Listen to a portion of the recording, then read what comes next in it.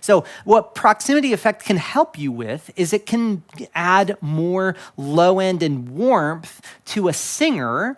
So if you do happen to have a singer that has a lot of syllables in their voice, then teach them to use that microphone up closer to their mouth, as that will get a darker tone for their voice.